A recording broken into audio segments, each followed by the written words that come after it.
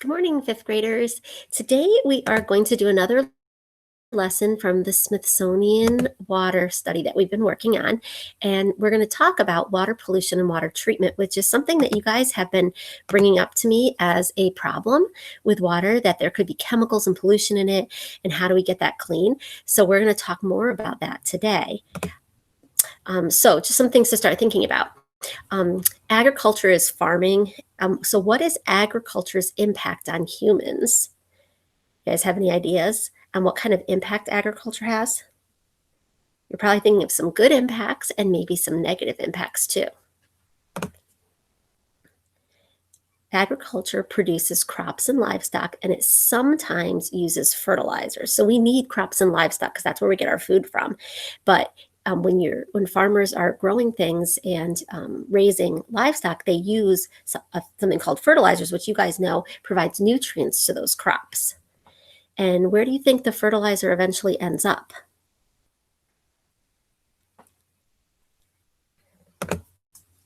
We've been talking so much about water. I am sure a lot of you said some will end up in the groundwater.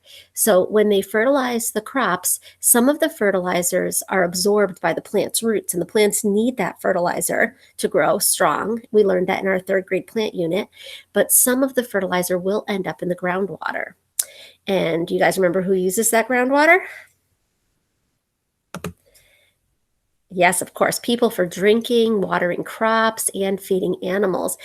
We rely on that groundwater. And when fertilizer gets in it, do you think that that is a positive or negative impact on our groundwater? Well, they consider it to be slightly negative because the fertilizers aren't good for us. Not necessarily a lot of fertilizer goes into it, but that's why they say slightly negative. But it is a pollutant and it's not good for us to eat and drink. So it's something that they have to do something about. So we're going to read an article about Tulare Lake Basin in California.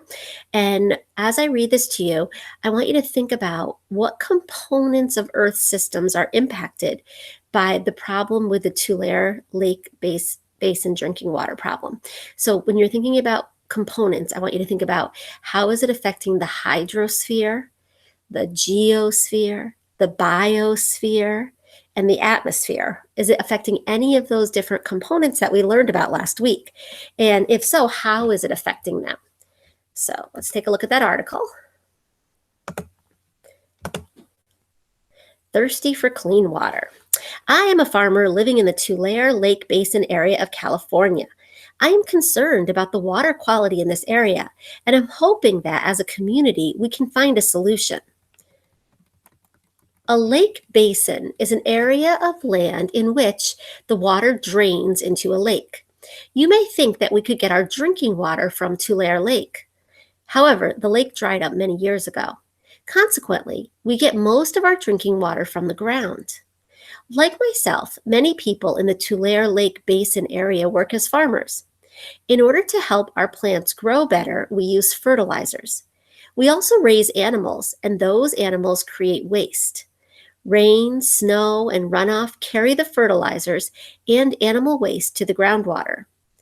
Both fertilizers and animal waste contain chemicals called nitrates. Too many nitrates make water harmful to living things. Drinking water should have nitrate levels less than 10 parts per million. The amount of nitrates in the Tulare Lake Basin groundwater has been tested. Some groundwater in this area has too many nitrates to be safe for drinking. Groundwater in the Tulare Lake Basin is used by people, farms, and factories. We need safe water.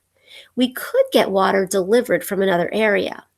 We could also build a major water treatment plant. Both of these ideas cost a lot of money. It is also expensive to remove nitrates from the water that is underground.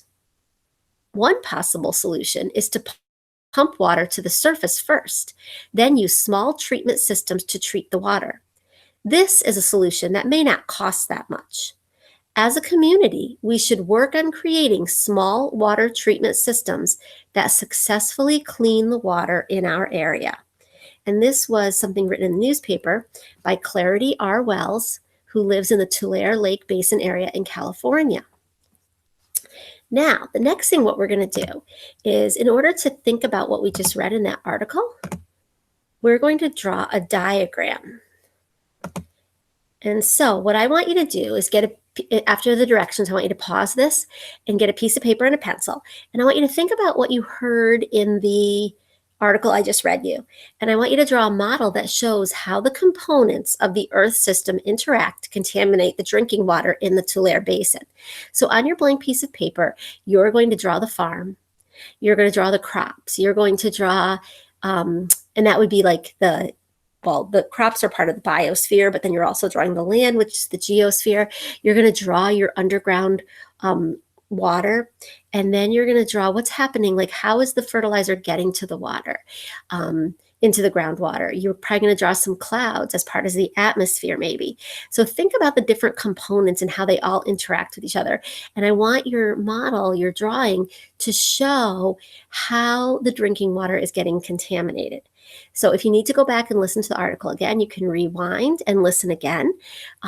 If you know right now what this would look like, what your model would look like, I want you to give it a try and draw. Remember, a good model has labels, and it's really explaining what the problem is with the drinking water. When you are finished with your diagram, you can press play again, and I'll share with you a diagram that was a different diagram that was drawn, and you can compare what yours looks like. Okay, so press pause and draw your diagram of how the water was contaminated in the Tulare Lake Basin. All right, welcome back. You must have drawn your diagram. And so there's no wrong or right way necessarily. So your diagram might not look exactly like this, but there are some elements that you should have. So this is an example of a picture you could have drawn. So if you look at it, you can see that they had animals, and the animals created waste, and that waste soaked into the ground when it rained, and the waste had nitrates. Now, maybe you didn't add the word nitrates. That's what the pollutant is, and so you might want to add that now. Here you can show how they were growing crops, and they were spraying the crops with fertilizer. And some of that fertilizer went to the plants, but some soaked into the ground to become nitrates and contaminated the groundwater underneath. So you can see that there are elements of the geosphere, groundwater is part of the hydrosphere. You can see that the plants and animals are part of the biosphere, and maybe some of you put those labels on it, and that would be awesome. So if you need to pause and add some details to your diagram, you can do that now. If when you're ready to go on, you can press play again, and maybe you're just ready right now. All right. All right, so now when you look at your diagram, what do you think is the source of the problem? All right, I'm sure a lot of you are saying the problem is the nitrates that come from animal waste and fertilizers. They're getting into the groundwater. That's the problem that we would want to solve. What parts of your model are impacted by this problem?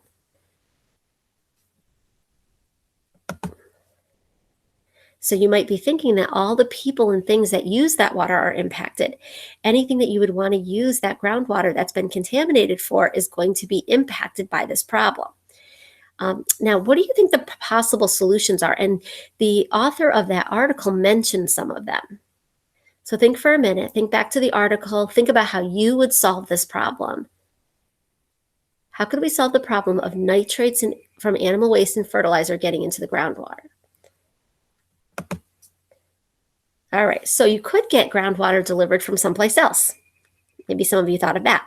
You could build a water treatment plant to remove the nitrates from the water, or you could pump the water and then use small treatment plants. And that was the idea that the author thought would be the most cost-effective. These first two she suggested would be very expensive, but then if you could pump the water out and use small treatment plants, that might be the best way to not spend a lot of money on the problem, but still fix the problem. So one of the things I know you guys have been talking so much about is water treatment plants.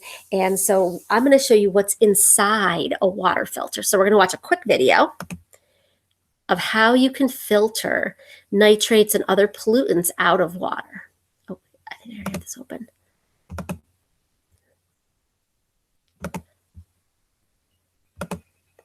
This is a water filter meant to remove impurities such as sediment and chemicals from water.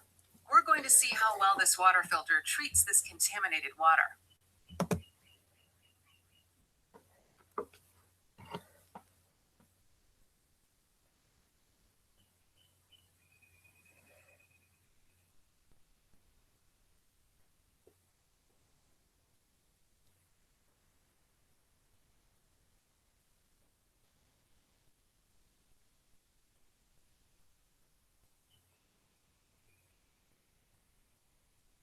How does the filter work? Let's look inside and see if we can figure it out. There seems to be 3 parts to this filter. The first part looks like it removes larger sediment. The second part has a material called activated carbon, which can absorb chemicals that pass through the physical filters. The third part looks like an accordion and probably removes finer sized particles.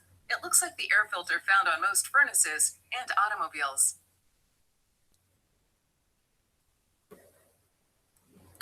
All right, pretty amazing video, right? So first of all, I thought it was really cool how dirty that water was and how clean that filter made it. Second is that it's a pretty simple design to make one. So let's think about what we saw in the video. So what materials were they using in the filter? All right, I remember seeing some type of filter, black activated carbon, and then another type of filter. So there was like 3 layers that the dirty water had to go through, and each of those layers had a job of what they took away.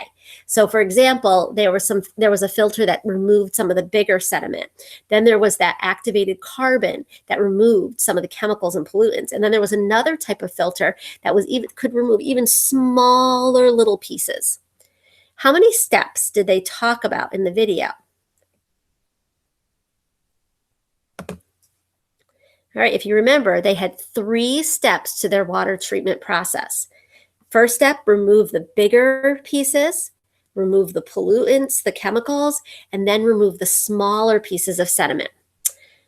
What did they say about the filters? What purpose did they serve in the water bottle? The filters seem to trap the bigger particles and let the clear water flow through. And you guys remember what they said about the activated carbon, what purpose it served? The activated carbon was used to absorb chemicals from the water that weren't trapped by the filters. So that's basically how a water filtration system works. You're just taking the bad stuff you don't want in the water out and just leaving the water behind. Now, if we were at Pinewood, I would now give you the materials so that you could build your own water filter with coffee filters and activated carbon, which I was really looking forward to doing this lesson with you because I think you guys would like this. And then I would give you polluted water that was mixed with dirt and fertilizers, and you would see if your filter worked. I know you do not have activated carbon at your house, so it's impossible for you to do this lab at home, but you could try to see how much dirt you could get out of water just using coffee filters. So if you want to try this at home and you have coffee filters, you could take a cup of water, mix some dirt into it, and see if you can filter those big pieces of dirt out. I know that you don't have the activated carbon, so you can't remove the fertilizers from and the chemicals to clean it, but you can see how much dirt you could get out of the water. There's nothing for you to turn in today. You can mark this lesson as done after you finish watching this video. And if you do try to build a filter, you can put a comment and tell us all about it or send me a picture. I would love to see it. All right, have fun with your water filter system.